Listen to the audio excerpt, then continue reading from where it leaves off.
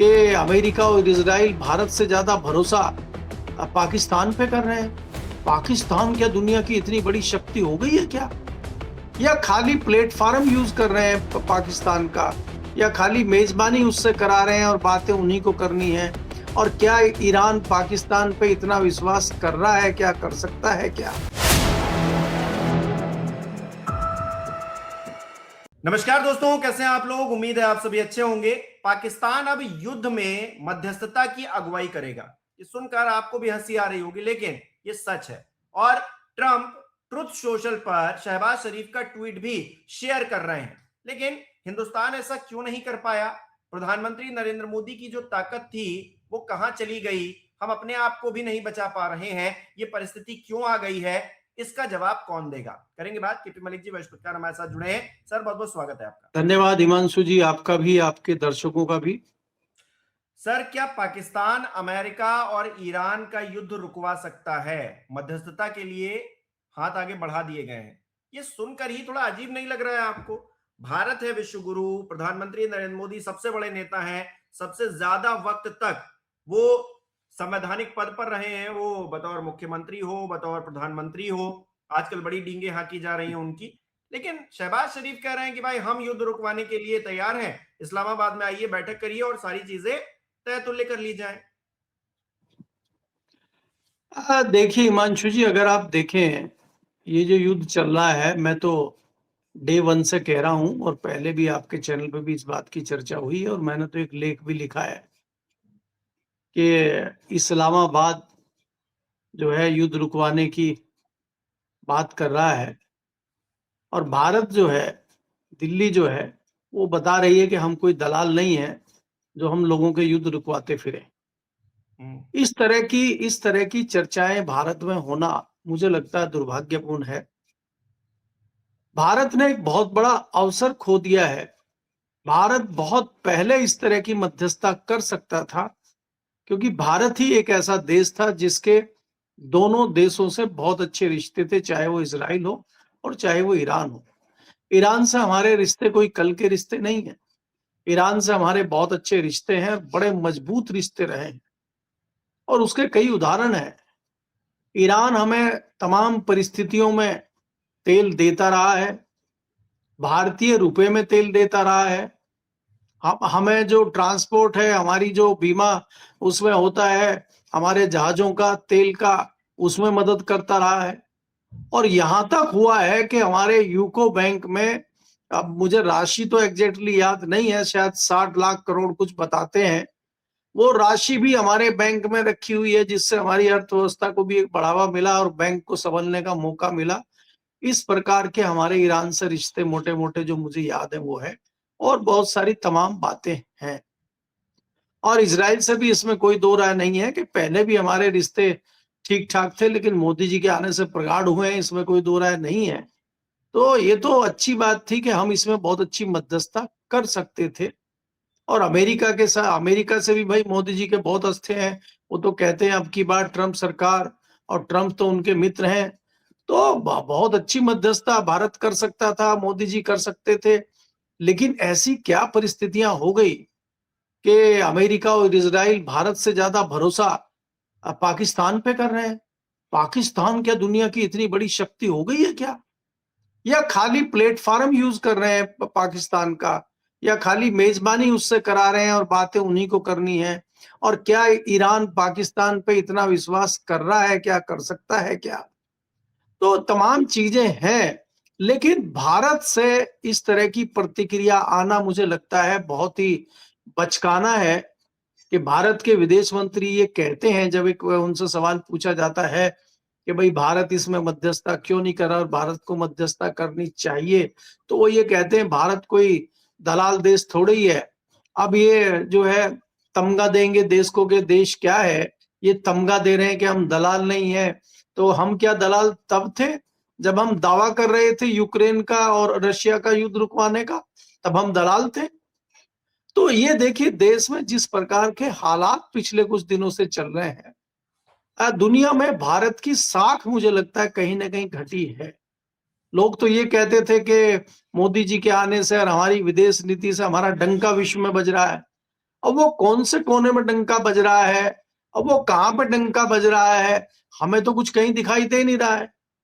क्योंकि डंका बज रहा है तो भारत की प्रशंसा होनी चाहिए। भारत भारत युद्ध होने से एक दिन पहले इजराइल जाता है, प्रधानमंत्री जी युद्ध होने से एक दिन पहले इजराइल से आते हैं, तो क्या डंका बजाने गए थे क्या इजराइल में? तो भारत का डंका कहां बज रहा है, और हम एक मध्यस्थता करने लायक भी हमें ये तीनों देश नहीं समझ रहे हैं। तो मुझे लगता है कि भारत की साख गिरी है, ना कि बढ़ी है। इसी से जोड़ के हम दूसरी चीज देखते हैं कि यही प्रधानमंत्री 2014 से पहले रुपए की बड़ी चिंता करते थे, और ये कहते थे कि रुपए की कीमत अगर गिरती है तो देश की इज्जत गिरती है, प्रधानमंत्री का रुतबा गिरता है, प्रधानमंत्री की इज्जत गिरती है। तो आजकल क्या प्रधानमंत्री जी की इज्जत नहीं गिर रही है क्या? वो तो लगातार गिर रहा है रुपया, वो तो 94 रुपए के करीब पहुंच गया है। तो अब कोई जिक्र इस पे नहीं हो रहा है। तो क्या इज्जत बदल गई है क्या प्रधानमंत्री जी की, या प्रधानमंत्री के बदलते ही इज्जत बदल गई है? पुराने जो प्रधानमंत्री थे वो इतने अच्छे नहीं थे, आज नए प्रधानमंत्री क्रांतिकारी आ गए इसलिए इज्जत हो रही है रुपए की। तो ये जो आपका दोहरा चरित्र है कि जब जब आपको लगे कि हम कर रहे हैं तो बहुत अच्छा है, जब जब कोई दूसरा करे तो उसमें आप नुक्ताचीनी और इस तरह की भाषा का प्रयोग करते हैं, तो मुझे लगता है ये दुर्भाग्यपूर्ण है। और ये बचकानी इस तरह की जो बातें कर रहे हैं, ये भारतीय जनता पार्टी के लोगों को शोभा नहीं देता है। जो खास एक जिम्मेदारी के पद पे बैठे हुए हों, उनको इस तरह की बातों से बचना चाहिए। अगर कुछ अच्छा बोलना नहीं आ रहा है तो कम से कम चुप ही रहिए। जी। अच्छा सर, ऐसा क्या हुआ है, क्या बदलाव हो गया है? ट्रंप का जो पहला कार्यकाल था उसको हम देखें और ट्रंप का जो दूसरा कार्यकाल है उसको हम देखें। पहले वो प्रो इंडिया नजर आते थे, प्रधानमंत्री नरेंद्र मोदी से मतलब रिश्ते अच्छे थे, या फिर जो भी था, जो चीजें थी जिस पर मतलब जो हमारी मेन स्ट्रीम मीडिया है उसने जो तमाम हेडलाइंस छापी, जो तमाम तरह से जो है बड़ाइयां की। लेकिन दूसरे कार्यकाल में हम देख रहे हैं, जब ऑपरेशन सिंदूर भी हुआ उसके बाद भी जो रुख पाकिस्तान को लेकर था, जो भारत को लेकर था, बड़ा डिफरेंसेस नजर आए। वहां के जो मुनीर साहब हैं उनको बुलाकर जो है बिरयानी परोस रहे थे व्हाइट हाउस में, हमने देखा। तो क्या हमारा खून नहीं खौला प्रधानमंत्री नरेंद्र मोदी को लेकर? जिस तरह की उन्होंने बातें कही, जिस तरह से उन्होंने ऑपरेशन सिंदूर को रोकने का जिक्र किया, तो ये तमाम बातें थी जिसको लेकर कहीं ना कहीं लग रहा था कि ट्रंप जो है वो पाकिस्तान के फेवर में। अब तो जो उनके प्रधानमंत्री मध्यस्थता की बात कर रहे हैं, उनका ट्वीट उठाकर अपने सोशल मीडिया प्लेटफॉर्म पर, ट्रुथ सोशल पर डाल रहे हैं। ये दिखा रहे हैं, बता रहे हैं कि हम भाई पाकिस्तान की जो बातें हो रही हैं, उनकी तरफ से जो बातें हो रही हैं उनका समर्थन कर रहे हैं। इंडिया की बातों का कोई समर्थन नहीं है उनके पास। बल्कि हमारे प्रधानमंत्री जो हैं, मैं तो देश के प्रधानमंत्री मानता हूं, उनके जरिए हमारी भी साख जो है दांव पर लगती है। तो हमारी हमारी साख पर बट्टा लगाकर वो पाकिस्तान के अगर प्रो हो रहे हैं, तो हम क्यों नहीं इस पर कोई एक्शन ले पा रहे हैं? नहीं, देखिए ये आपको समझना होगा कि हम क्यों नहीं कर पा रहे हैं। कोई ये कोई पहली और कोई नई बात नहीं है। आंकड़ा 100 से ऊपर पहुंच गया है। जब हमारी बेइज्जती, हमारे देश की बेइज्जती, हमारे देश के यशस्वी प्रधानमंत्री की बेइज्जती ट्रंप कर चुके हैं, और वो हर बार कहते हैं कि भारत का और पाकिस्तान का युद्ध मैंने रुकवाया, और धमकी तमाम देकर, धमकी धमकी देकर। देकर रुकवाया, और हमारे ऊपर जो है इस तरह के प्रतिबंध उन्होंने लगाए। अभी आपने देखा कि पिछले दिनों जो एक समझौता हुआ, सारी चीजें हुई, भारत से कोई बात आई नहीं है, और वहां से पता चला कि भारत का अमेरिका का बड़ा समझौता हो गया है, और वहां से बहुत सारी चीजें हम इंपोर्ट करेंगे, उस पर जीरो ड्यूटी लगाएंगे, और हम जो अमेरिका को भेजेंगे वो उस पर 15% और किसी पर 50% ड्यूटी लगाएंगे। और हमारे जो है प्रधानमंत्री जी, हमारे विदेश मंत्री जी, हमारे दूसरे तमाम मंत्री जी मौन बैठे हुए हैं। हमें सारी सूचनाएं अमेरिका से मिल रही हैं।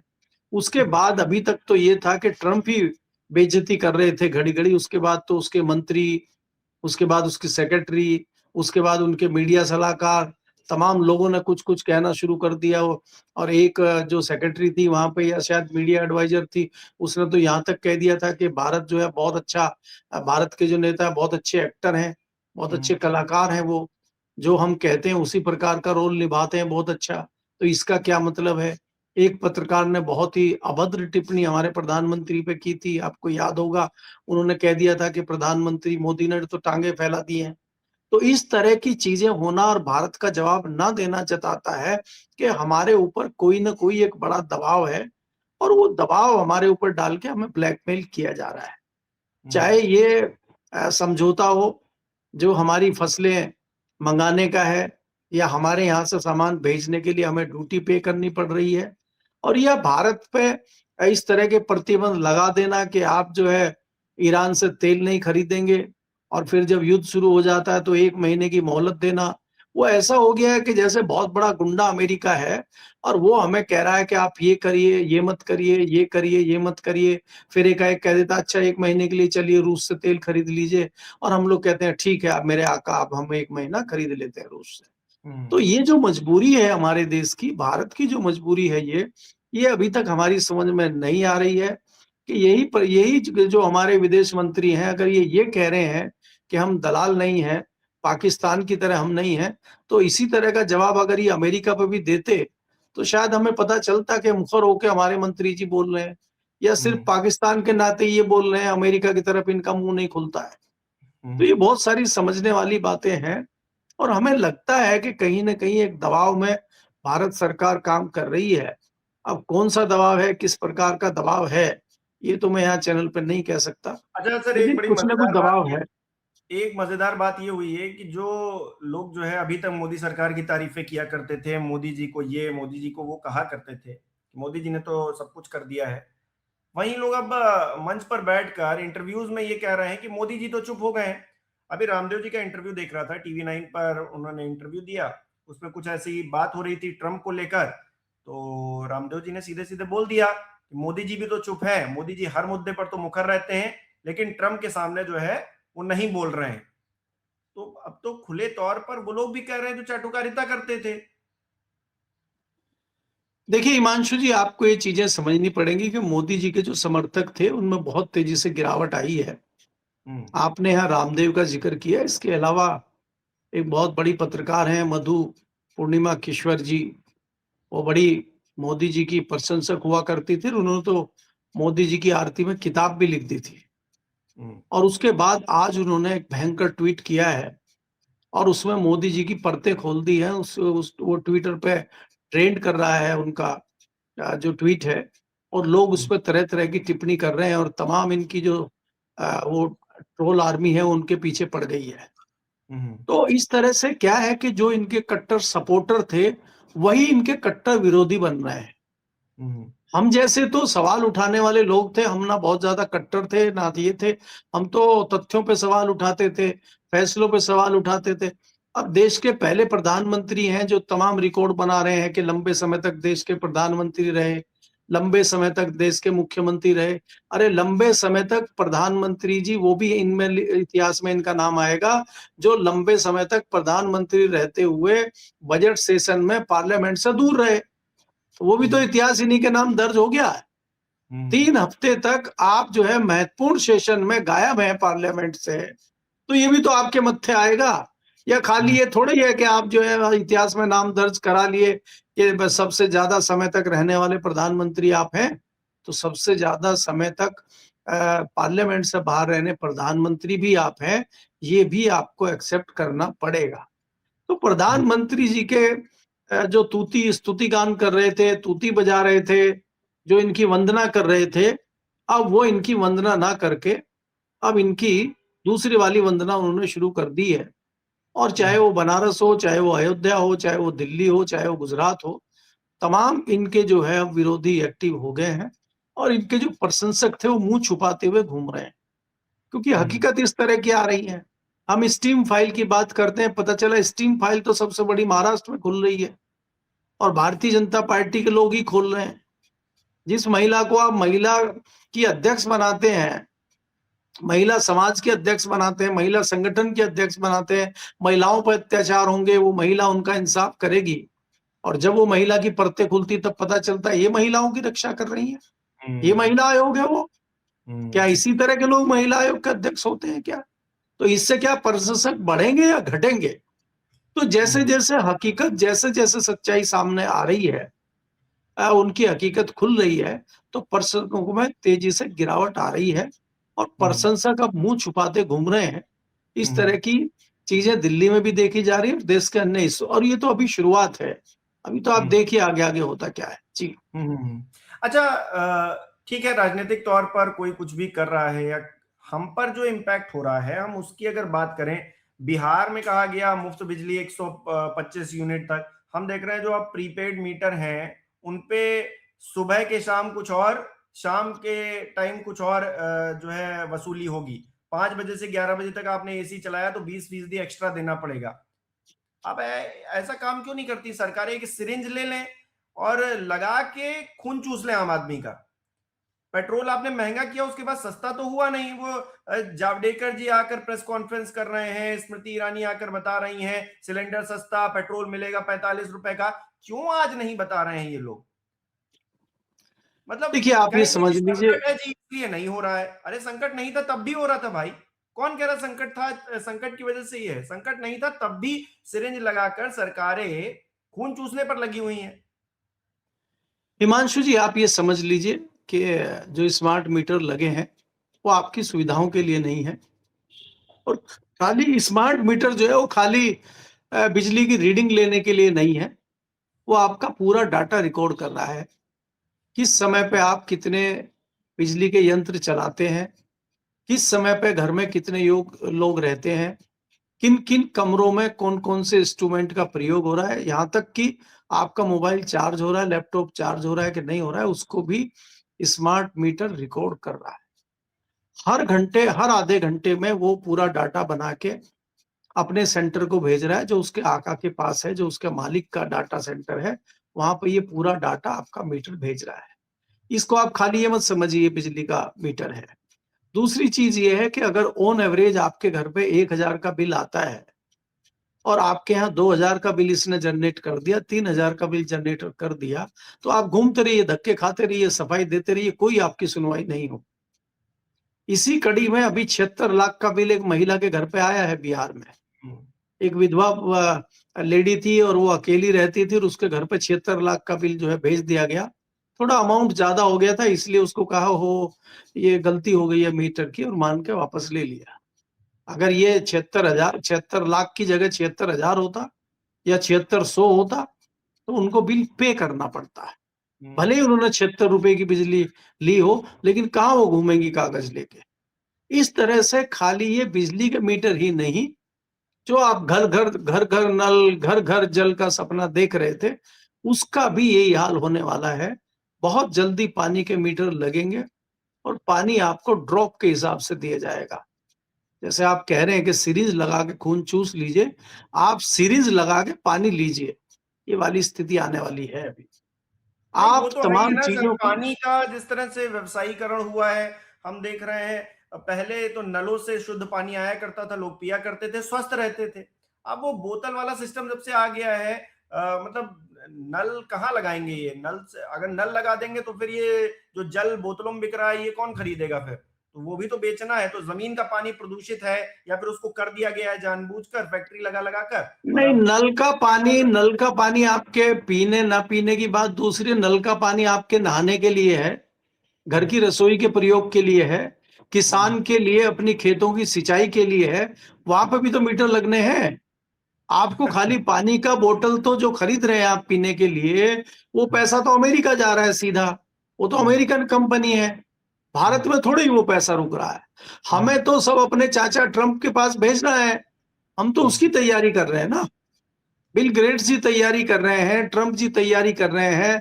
अब आप देखिए ना कि आपकी फसलें बर्बाद हो गई हैं, गेहूं की, चने की, सरसों की। अब आप कहां से गेहूं लेंगे? 1 साल तक आपको इम्पैक्ट आएगा इस चीज का, आपके यहाँ कमी हो जाएगी गेहूं की, सरसों की और दलहनों की, दालों की। तो आप इंपोर्ट करिए, इंपोर्ट खोल तो दिया आपका अमेरिका से, फ्री इंपोर्ट होगा आपका। और बढ़िया अमेरिकन आप गेहूं खाइए दबा के और मजा लीजिए, और फिर कैंसर पालिए शरीर में, और डॉक्टर के जाइए हॉस्पिटल में, और पूरा पैसा हॉस्पिटल में दे आइए, जमीन बेच के, घर बेच के, वो पैसा फिर वहां चला जाएगा अमेरिका। तो उसी का तो मामला ये तैयार किया जा रहा है, और क्या तैयार होना है यहाँ।